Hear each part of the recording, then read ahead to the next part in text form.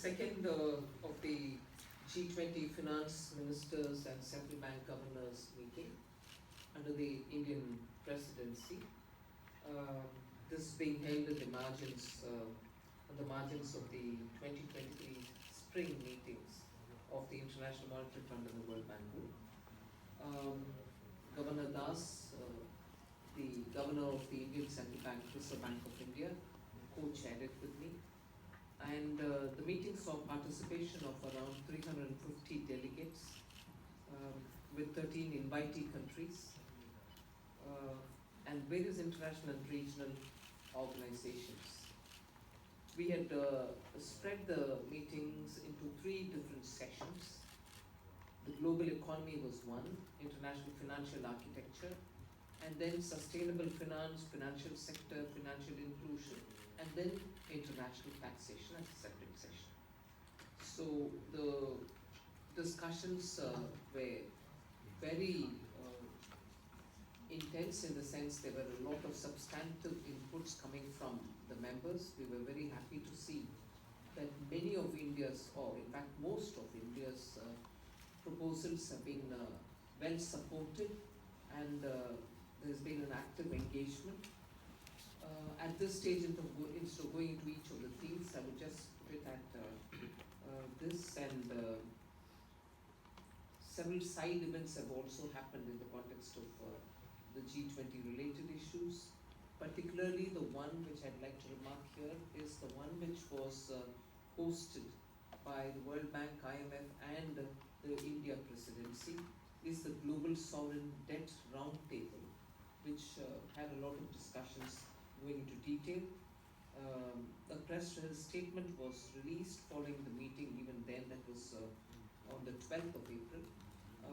And today, you will also get a press briefing which will get into details.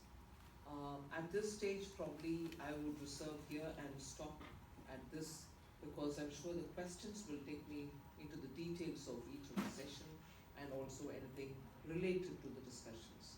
So instead of getting into great detail now itself, I leave it there, and if Ravi is all right, we can go for. Thank you, ma'am. Thank you, ma'am. And you're all aware that, in fact, in our portal, you were requested to confirm on RSVP and also submit any questions you have. So thank you so much. We have got a large number of questions, and we would like to, as indicated on the portal, would like to give priority to those friends who have given the questions. So to begin with, the next steps on international financial architecture reform, which is one of the themes of your G20 presidency. We saw Janet Yellen earlier in the week saying that what has been achieved with the World Bank Capital Adequacy Framework is the down payment, was the word that she used. And my question for you, because obviously you've got quite an important agenda coming up, not only the G20 but the Paris Summit, is what are the practical next steps do you think that can be taken to build on this first step? Because I think almost everybody acknowledges that although it's important, it doesn't yet match the scale of what the world needs. And what in practice do you think can be the next steps? Thank you. Yes, that is a very important area. In fact, there's been a lot of discussion getting into details of how exactly the global financial architecture should be strengthened and what are the next steps and so on. So through the India presidency, I think we will be having several sessions to get into the details of how we want to look at the financial architecture itself. If I may add here, the expert group which is also there looking at NDB reforms is also actively progressing in this direction. They've had one meeting after the terms of references were agreed by the G20 members. They are now here also sitting together talking with different members to get their inputs. At this stage, I will not be able to put my fingers on what next steps. I would think that is arrived at after the discussions are over and we come up with an agreed formulation on how to go about it. If Ajay would want to add anything more on it, Ajay Seth, on the international financial architecture. Thank you very much. This is a process wherein World Bank has made a definite progress and other MDBs also looking into this. On one side is the traditional development agenda, which is say Sustainable Development Goals, another 7 years to go to reach those goals. There is unfinished poverty agenda, certainly in large number of LICs. At the same time, there are new challenges, which are 21st century challenges around the climate action issues are there. All that needs to be taken forward. So it's a good first step which has been made. Thereafter, that there was an active discussion which is happening around the capital adequacy framework in all MDBs. The ministers had endorsed it last year, and a roadmap is being evolved. Almost all, and I will say not almost all MDBs are working towards that how to implement the cap implementation in letter and spirit. Thereafter comes in that how do we resource it, where does the private sector comes in, where does the blended finance comes in. So these are the building blocks on which the discussion is going on. And certainly, as Finance Minister said, that MDB expert group, which is the two co-conveners, Professor Summers and Mr. N.K. Singh, we also look forward to their report, and ministers would be looking forward to that report in July meeting. One thing is for sure that the World Bank and in its context also, and the G20 and in its context, the expert group which is working, together once the members have gone through it and agreed upon, will form firmly the template on which the rest of the multilateral development finance institutions can look to reshape themselves. So there is a good intensive parallel work going on, not conflicting but parallel work going on between the expert group and also the evolution roadmap which the World Bank's own governors have signed. Thank you, ma'am. Next question would be by Prashant Jha, Hindustan Times. Thank you, ma'am. Just to follow up on the MDB question, then I'll have another one. There seem to be hard trade-offs that will eventually come up in terms of development finance and climate finance. There isn't enough money for both. Where does the presidency as well as the grouping stand on this, and how do you conceptually, I know there are you laid out the process, how do you conceptually think of this tension? The second question, ma'am, is on the debt restructuring process, particularly China's role, which has been seen as impeding these efforts, including in low-income countries which are suffering from debt distress. What did the roundtable come up with? Thank you. First of all, on this issue of trade-off, you took the developmental expenditures and also the funding of the developmental activities and contrasted it with, say, climate finance. Will there be a trade-off? Actually speaking, we have from our presidency very clearly highlighted that it's going to be an issue of how best to balance not just these two. If you look at it, funding of developmental activities, which is so much required for many of the low-income countries, but also to middle-income countries. In fact, I was very fascinated to hear a matter of fact being said, but it was fascinating to hear it at the forum, that even among middle-income countries, there are pockets of underdeveloped areas who desperately need funds for development. So it is not just development funding for low-income countries now, particularly post the pandemic. Development requirements are becoming a lot more focused on areas specific and also those communities which have been very badly affected because of the pandemic itself.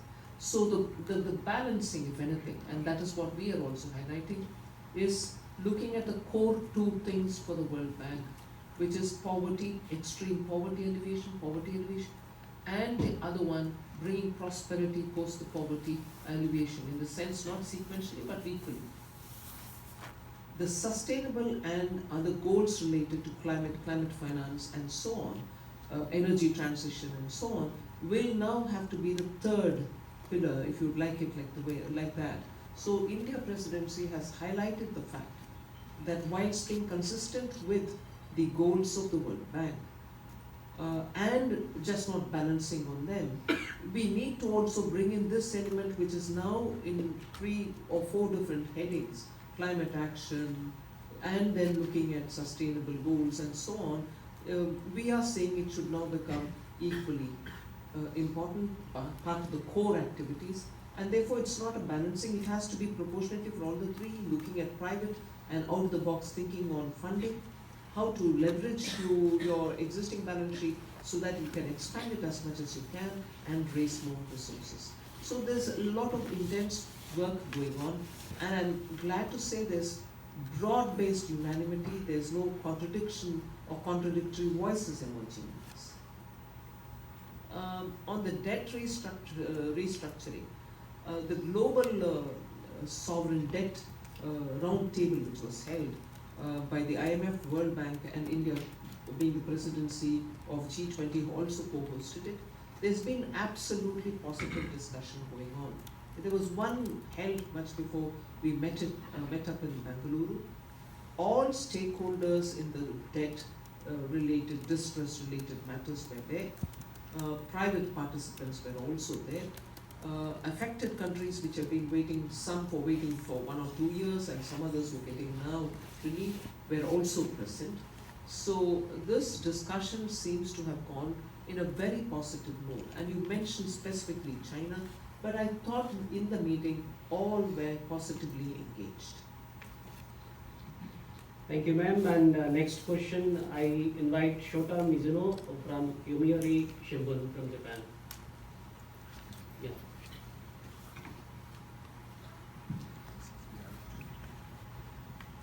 Thank you for this time. I'm Shota Mizuno from Yomiuri newspaper. Nice to meet you.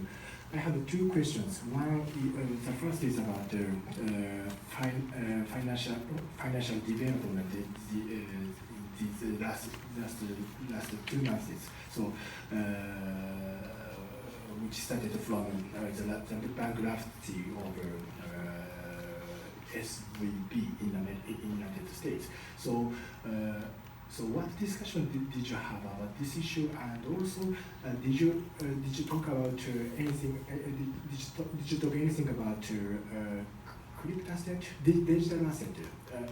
I heard that India is trying to make a new policy about digital issues, and actually Japan we started regulation earlier than the other countries. So what maybe Japan could share our experience with you, maybe. So please tell us about those issues. What do you discuss about this issue? So second, So you had 2 questions. Excuse me. Please. No, that was the first one, please. And the second one is about excuse me.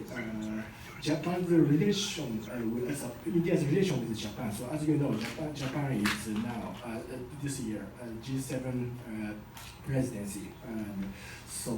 And yesterday Japanese government, excuse me, G7 countries announced a new agenda about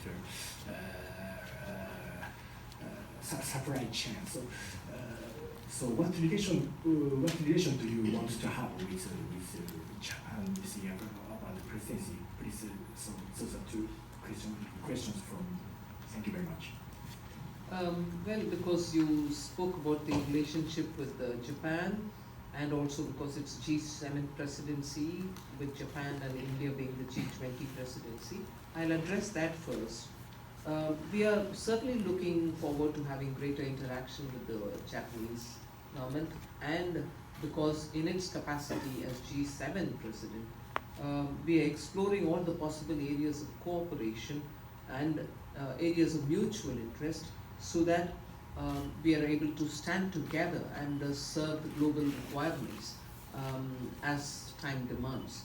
And those issues on which we have engagements and continue to have this engagement are the food security, development finance, climate and energy, environment also, digitalization, and disaster risk reduction and health.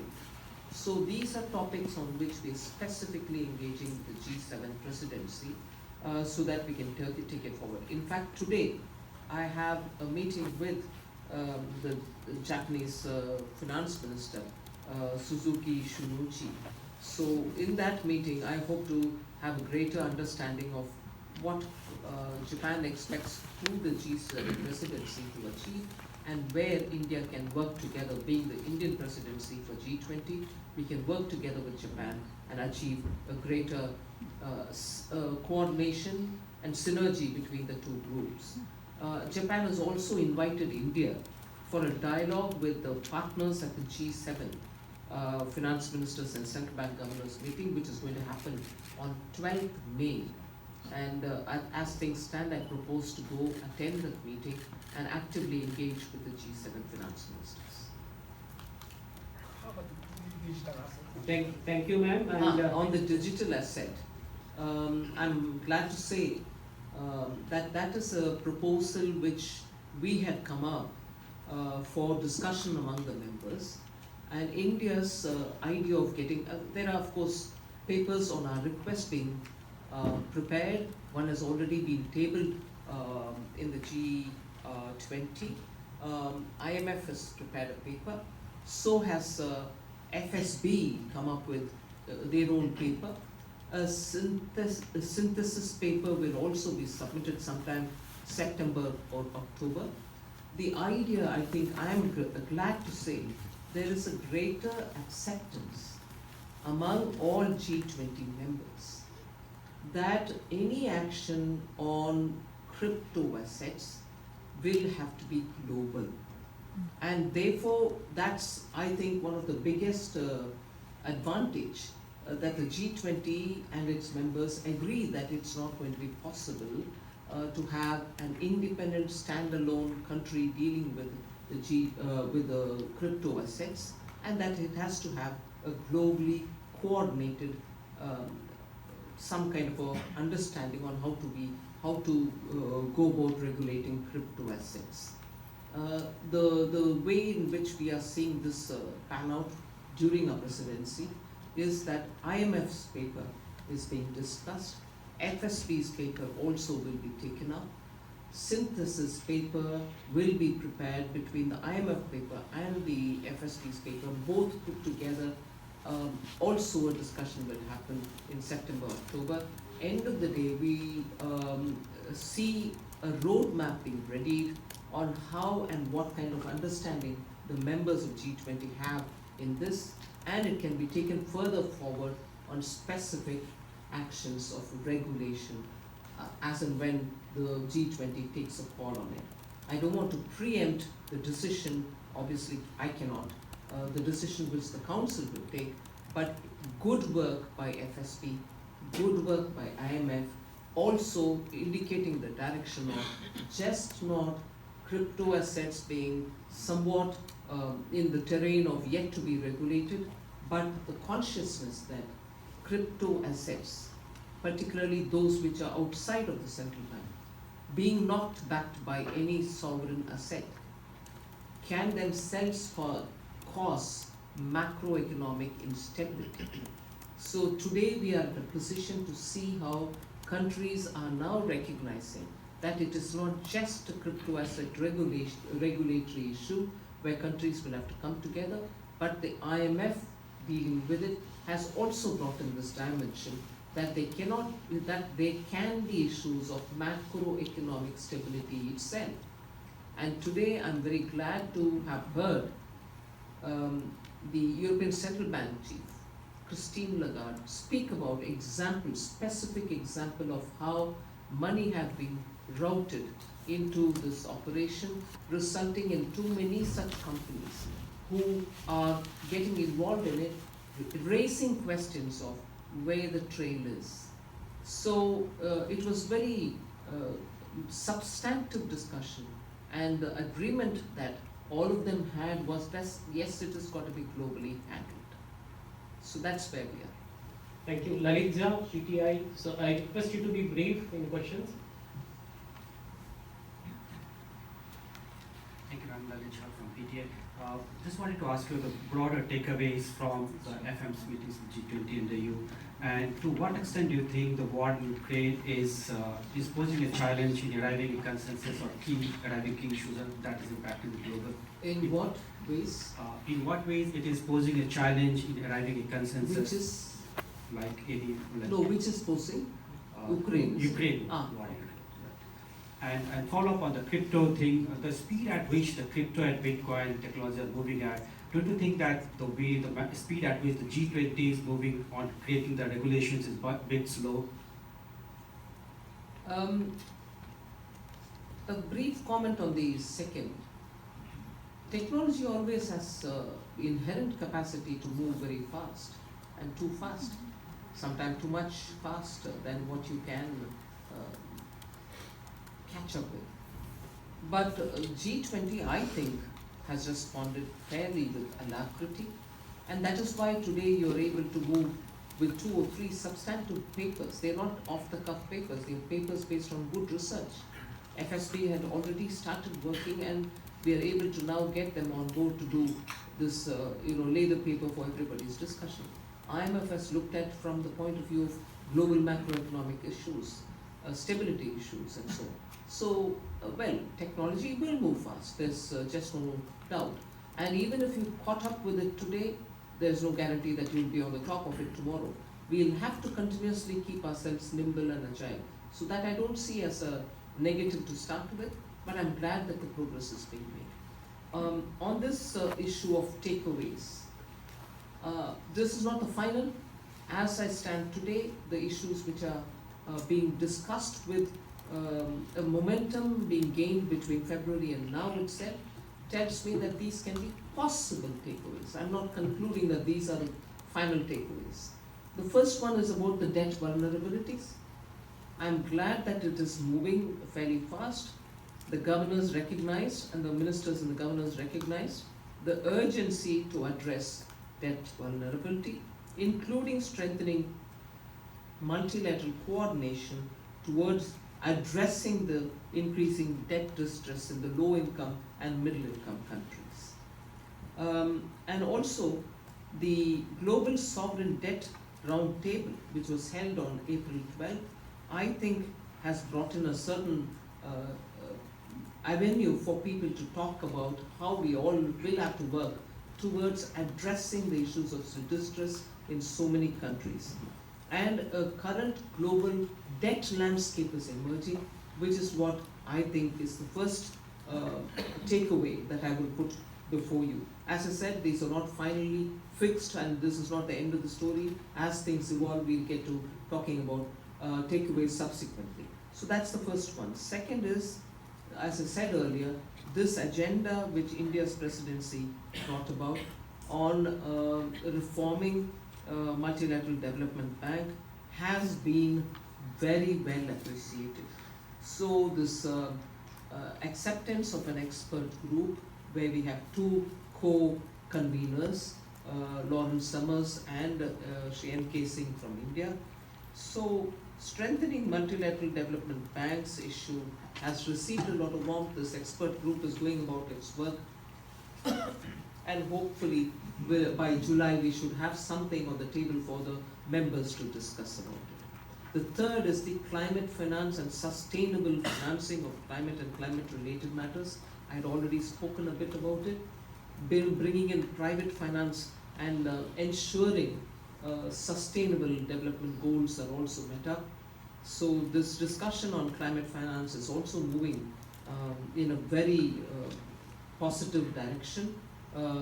Not just the current flow, but also the quantum that is required for meeting with current climate challenges, and also looking at transitional costs, the technology that is so required. So that is the third, I would say. The fourth is the Global Partnership for Financial Inclusion, where digital public infrastructure has found a lot of traction. We've had discussions in Bangalore, we are having discussions here as well. Leveraging DPI, that is the digital public infrastructure, for achieving global financial inclusion is a subject which every country has taken keen interest in, and people are looking at how best they can catch up with the bringing inclusion through the use of technology. I was very grateful to Singapore for having recollected the fact that we are now in an agreement with them for the cross-border payments, and how things are shaping up because of technology. And this has actually got the interest of a lot of people. And when we are talking about crypto, also when we are talking about digital public infrastructure, the cross-border payments issues also therefore get subsumed in this discussion. Even there, if you want to have a standalone takeaway about cross-border transaction, even that is getting covered. So I'm just putting it into, say, my item number 4 for the takeaway, but cross-border per se has that strength of being one of the very important instruments which can find a good buy-in from all the countries. The 5th one I would put as of today, a possible takeaway is the international taxation issue, which was earlier discussed about, so that we achieve a fair, sustainable and a modern international tax system. That was also discussed among members today. And the 2-pillar international tax package, which was agreed upon in October 2021, swift implementation has been called for by all members. Therefore the progress that we are making on this area is also to bring in greater transparency in international tax reforms. So that's my 5th takeaway. And the last is the 6th one, which is based on the crypto assets. Taking into account all the risks, one aspect which I want to add on, I did say with IMF also coming up with a paper, the macroeconomic stability related matters in the crypto assets matter, and originally the crypto assets itself being not supported by any sovereign backing has its own limitation. The money trail, the linkage to any terror related financing, drug related financing have all been discussed. I took the name of Christine Lagarde, who did say a particular instance where she saw the trail going all over the place. More importantly, the discussion on crypto also highlighted the fact that it's not going to be confined to one part of the world. Its implications can affect the emerging market economies as well. So even as we are talking about crypto, the impact that it can have on developed economies and the impact it can have on emerging market developing economies have also been taken on board. So takeaways there. And on the question of the, Thank you so much, ma'am. the war of Ukraine and the whether there will be a joint communique. Sorry? How the war, the Russian invasion of Ukraine is affecting the discussions and whether there's a joint communique from this meeting? Well, in this meeting, I think we were very clear that we are not talking about a communique or a chair statement.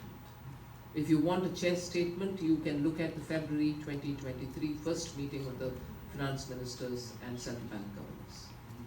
Thank you so much, and we have come to end of this